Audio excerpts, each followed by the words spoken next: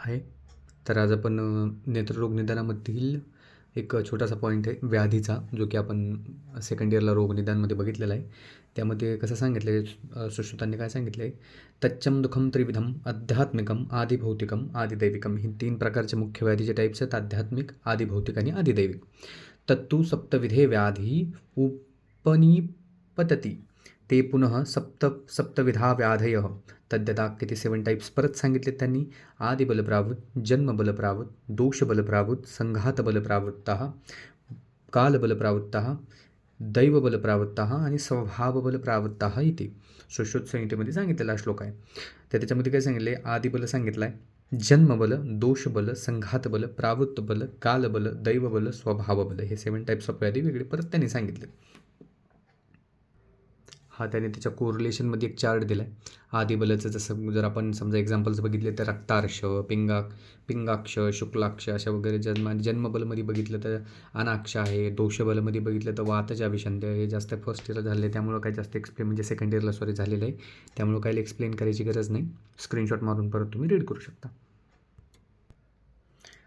त्यानंतर specific causes of the I diseases, की I डिसीजसाठी कुठले कुठले स्पेसिफिक किंवा पर्टिक्युलर कॉजेस आहेत त्यामुळं आय डिसीज होऊ शकतो ते सांगितलेले सुश्रुतांनी. त्यानंतर काय सांगितलं श्लोकामध्ये, उष्माभितप्तस्य म्हणजे काय, की जर समजा चुकून किंवा एक्सपोजर, सडन हीटला जर आपण एक्सपोजर झालं, एन्शंट जर व्ह्यूमध्ये बघायचं झालं तर कसं सांगितलं त्यांनी, टेम्परेचर चेंज जर झाला, ऑक्युलर डोसेसमध्ये जर टेम्परेचर वगैरे चेंज झालं तर त्यामुळं डोळ्यांच्या आजाराची उत्पत्तता होऊ शकते. परत सांगितलं आहे काय, उष्माभितप्तस्य जलप्रवेशात, तो झाला उष्ण जल डोळ्यामध्ये गेल्यामुळं. परत काय, दुरेक्षणात, समजा कुठल्याही गोष्टीवरती आपण प्रोलॉंग विजन जास्त वेळ ठेवलं त्यामुळे देखील होऊ शकते. स्वप्न विपर्याया, इम्प्रॉपर स्लीप पॅटर्न, जर बरोबर झोप वगैरे नाही घेतलं, that may be a reason. परत काय सांगितले, प्रसक्तम संरोधनम, म्हणजे एक्सेसमध्ये जर क्राईंग वगैरे करत असला पेशंट. परत सांगितलं आहे कोप शोक, एखादा जास्त अँगर्ड बेस्ड पर्सन असला त्याच्यामध्ये देखील होऊ शकतं कोप शोक. परत सांगितलं आहे क्लेशाभिघात म्हणजे काय, जर फिजिकल एखादा ट्रॉमा झाला डोळ्याला, जर डायरेक्ट एखादा फिजिकली ट्रॉमा झाला तर त्यामुळे देखील आयचा डिसऑर्डर होऊ शकतो. क्लेशाभिघात म्हणजे फिजिकल ट्रॉमा बघितला. अतिमैथुनात, एक्सेसिव्ह सेक्शुअल ॲक्टिव्हिटी किंवा एक्सेसिव्ह सेक्शुअल इंटेलिजन्स, त्यामुळे देखील डोळ्यांचे विकार होऊ शकतात. त्यानंतर काय सांगितलं आहे, शुक्तारनाम्ल, जास्त आम्ल वगैरे फर्मेंटेड फूड्स वगैरे घ्यायले. आणि कुलत्थमाश ते जास्त घ्यायले. पित्त वृद्धिकर आहार विहार जर जास्त घेतला तर मग त्यामुळे देखील होऊ शकतं. परत काय सांगितले बाबा, वेन विनिग्रह म्हणजे काय, तर सप्रेशन ऑफ द नॅचरल अर्जेसचं सप्रेशन करणं, that also lead to particular type of eye disorders. परत सांगितला स्वेद, एक्सेसिव्ह स्वेटिंग, एखाद्या पेशंटला जर एखाद्या पर्सनला एक्सेस स्वेट होत असले, that could be a reason for the disorders of the I.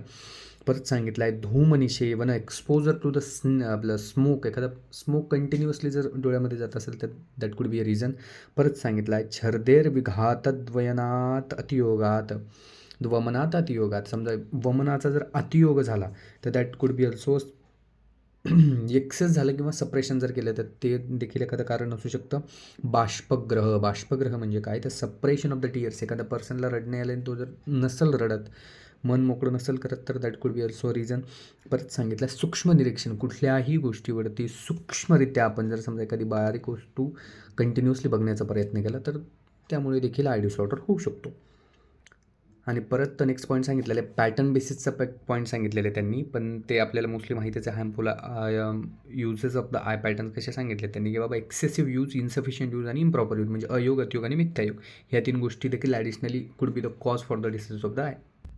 हा एक देखील श्लोक सांगितलेला आहे. कशासाठी सांगितलेला आहे, की contacts with the disease person, एखादा जर व्यक्ती असेल ज्याला आयचे डिसीज आहेत आणि जर आपण त्याच्या कॉन्टॅक्टमध्ये आलो तो what could be the side effect म्हणा किंवा काय होऊ शकतं, तर ह्या गोष्टी सांगितलेल्या आहेत. फिवर काय सांगितले, diseases including in skin disorders, fever, consumption and eye infection spread from person to person. माहिती आहे, समजा व्हायरल वगैरे टाईपचं कॉन्टॅक्ट, फिजिकल कॉन्टॅक्ट असेल किंवा रेस्पिरेटरी ड्रॉपलेट्स झालं, त्यांचं फूड आपण share करायलो, that could be the reason.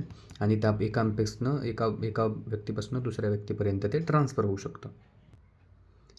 Next बघायचं झालं तर पूर्वरूप सांगितले आहेत. पूर्वरूप ऑफ आय डिसीजेस. आय डिसीजसाठी पूर्वरूप काय सांगितलेत तर त्यांनी श्लोका दिला उत्तर स्थानामध्ये पहिल्या अध्यायातला. तत्राविलम ससंरभम अश्रुकंडूपदेहवत. तत्राविल, आविल म्हणजे काय तर क्लाउडलीनेस ऑफ द विजन. याच्यानंतर एक चार्ट दिला आहे, मी तो चार्ट दाखवतो नेक्स्ट, नंतर स्क्रीनशॉट करून घ्या वाटल्यास. तत्राविल, आविल म्हणजे काय तर क्लाउडलीनेस ऑफ द आय. आयचा क्लाउडलीनेस होणं म्हणजे आविल प्रेझेंट होणं. जसं की काय बघायचं जाईल बाबा, अर्ली लेन्स ओपेसिटी किंवा नंतर काय सांगितलं आहे, अश्रुकंडूपदेहवत, अश्रू आणि कंडू वगैरे राहणं. त्यानंतर संसरंभम तत्राविलम झालं. संरंभम म्हणजे काय तर इरिटेशन किंवा इन्फ्लमेशन. त्यानंतर इन्फ्लमेशन होणार, त्यानंतर मग इन्फ्लमेशन झालं तर काय होणार बाबा, डोळ्याच्या ठिकाणी अश्रू येणार, तिथं कंडू राहणार. बॉडीसाठी ह्या गोष्टी म्हणजे उपदेहवत, बॉडीमध्ये ह्या गोष्टी राहणार.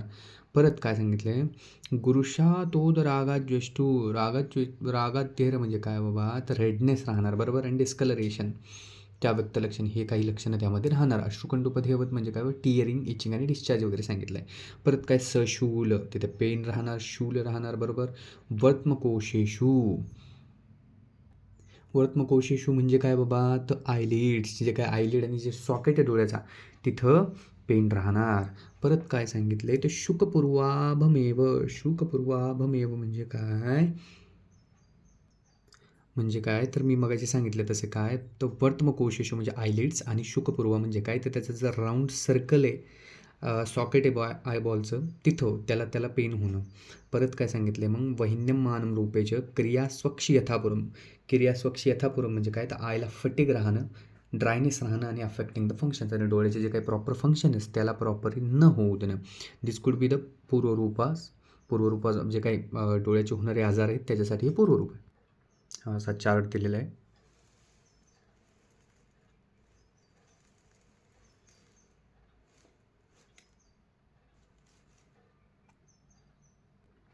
क्लिनिकली जर गोष्टी कोरिलेट करायचं झालं तर आपल्याला माहिती आहे वात म्हणजे काय बाबा, वात असणार तिथं पेन असणार, तर कुठल्या प्रकारचं पेन राहते, ब्रेकिंग पेन राहते. ड्रायनेस हे देखील वाताचं लक्षण. एक्सेसिव्ह मोबाईल गेज, परत काय एक्सेसिव्ह टिअरिंग, डिस्टॉर्टेड पर्स्पिरेशन, ह्या पण गोष्टी राहणार तिथं बरोबर. नंतर काय पित्त डॉमिनेट असेल तर बर्निंग राहणार definitely, pain, redness, mild redness राहणार तिथं. परत फोटोफोबिया दिसण्यास अडचण येणार. परत काय येलो डिस्कलरेशन, डोळा हा पिवळा दिसणार. आणि उष्ण टिअर्स, हॉट टिअर्स राहणार.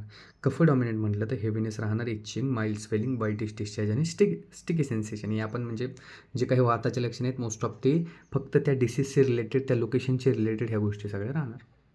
उद्या आपण आम आणि निराम स्टेज ऑफ आय डिसीज हा पॉईंट कंप्लीट करूया. थँक्यू.